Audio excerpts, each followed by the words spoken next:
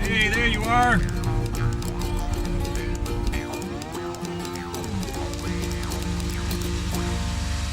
Hi, Martin. How you doing? Good to see you again. What you been doing? Oh, I'm on my way to another job. Oh, great. Boy, doesn't the town look great this spring? Yeah, it was a beautiful spring. All the flowering trees came on at once, though, Yep. instead of spacing out. So. Yeah, my hostas are getting away from me here. I'm trying to catch up. You with are them. the king of hostas. There's no doubt about that. Say, listen, last night I ran across a box of photographs from the house moving project. Hey, I'd Oh, like just- to. Yeah, I'd like to see them. Come on in. I'll even get you a drink. All right, sounds Okay. good. Hey, come on in. Okay.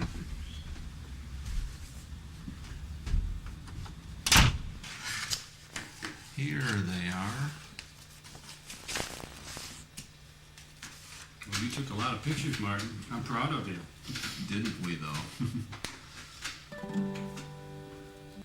Yes, I thought we would have the houses moved in 6 months. Yeah, well, it seemed like a real sweet deal. The hospital was willing to pay $13,000, which would have been the cost to demolish the two structures, to anybody who was able to move them.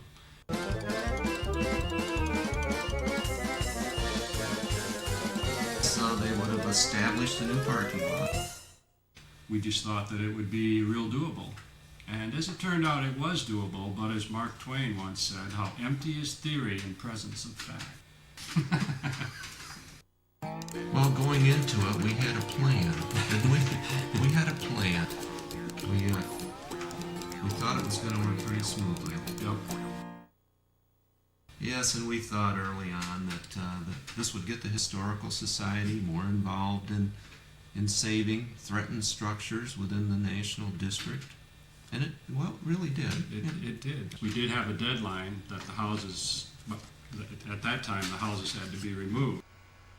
And given the complicated logistics of moving a house and the number of different schedules that you have to get organized to make it all happen, we could have used more like 6 months instead of 4 months. Yeah, the advanced time that they did rush us to get it out of there. You know, initially we were hoping we could have made it habitat type project. We did find out that the costs were going to be so great that we were put into a position where we had to sell those houses at their fair market value. Yeah. So, And our plan, of course, was that we would have the Historical Society finance it, and we would end up with $20,000 to $30,000 net gain on the project. We thought that would certainly get us into more of a revolving fund, and we could do some other rehabs within the district. But as it turned out, we didn't quite clear our 20 to 30,000. I think it was more like 5,000 that we ended up clearing. But that was great that we didn't lose money on the project. We had a really good plan. First, we'd hire the movers. Next, we'd remove the parts of the structure that are not needed to be moved. We'd do demolition of the interiors. We'd find a vacant lot. We'd schedule the movers, the utility companies, and the city departments. We'd get the city to trim the trees along the moving routes. We'd recruit volunteers. We've had people tell us, "Oh, sure, we'll help." We'd seek donations of labor, materials, services, and money. And we'll have to obtain a loan to finance the project. We'd get the lots surveyed and graded. We'd build the foundations, set the houses on the foundations. We'd rehab and sell the houses at the end of the year. Yeah, a short 6-month project. seemed like an excellent, well thought out plan to me. You know, it was an excellent plan, and everything was going well until the tree trimming started on the west route.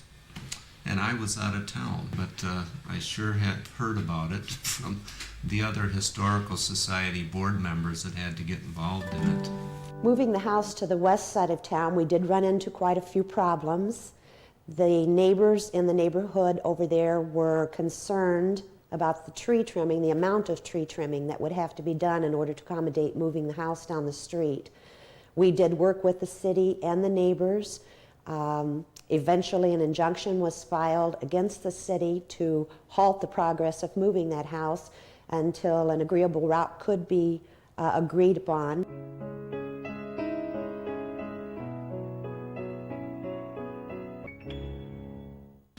And actually, from our point of view, it didn't make any difference what route we followed to get the house to the site up there on Linden Street. But it did delay the movers, and they were all scheduled to come on Monday, and when they couldn't come on that Monday, that pushed them back, it seems to me it was almost a month before they could get us rescheduled into their schedule. And in the meantime, the houses were up and on trailers and kind of parked next to their old foundations.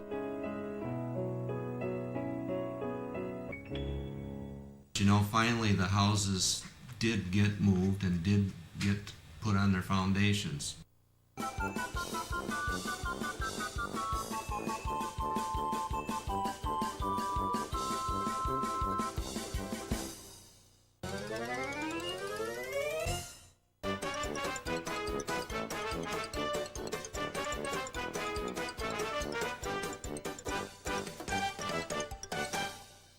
Well, I should say at least they got moved, right? Then there was the difficulty with our house mover, Gene, getting in his car accident, and that laid him up for a couple months. After 1 year, the McNary house did get sold, and we got the purchaser to take on the rehab of the project. So we were out of that first house in 1 year. Then there was the Humphrey house. You know, if it hadn't been for you and Tony being available, and we hired you guys to work on it full time and coordinate with the other trades contractors, that got us through the rehab of the project. Because the house was rather deteriorated when we took possession of it, the roof had to be totally stripped off and new shingles applied. The house had been extensively redone just over 50 years ago, but really not much more had been done after that. Because the house had been used as a doctor's office for 45 years, There were many petitions dividing up exam rooms and waiting rooms and reception areas, and there were 7 cast iron sinks scattered around through the house. When we got ready to restructure the house and get it back in condition where it could be used as a residence, all of those things, including the drains and plumbing vents, had to be removed.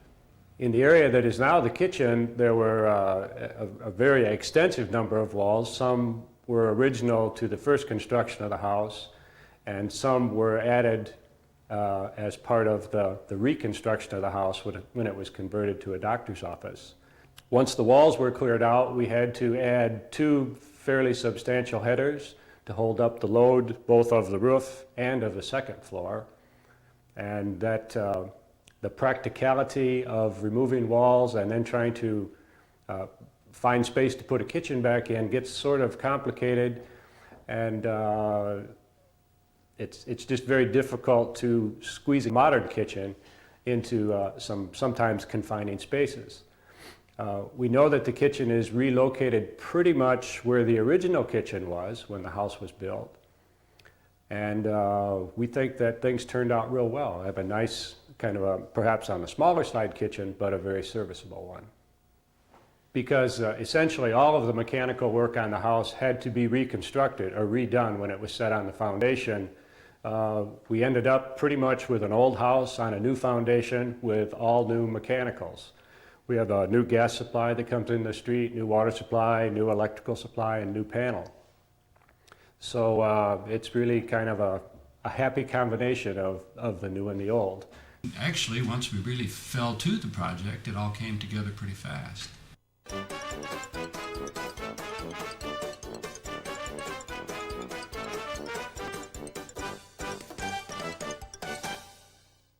We sold the house for $165,000 and ended up clearing a little bit of money on it. Well, would you do it again, Marty, if you had a chance, or if the need came up? You know, I think I would. I think I'd want to get involved again. I think the effort was well worth it. We demonstrated that the Historical Society can do more than just object to house demolitions. And I think it was well worth the effort. The neighbors in the new neighborhood, or the new location for the houses, they seem pretty happy with the houses. I mean, my driveway looks right out on the house. And I remember the first time I saw their porch lights on, I was very excited. They have a lovely porch light, and it just was a nice glow from where I was. I felt it was very welcoming in the nighttime to have that at the foot of my driveway.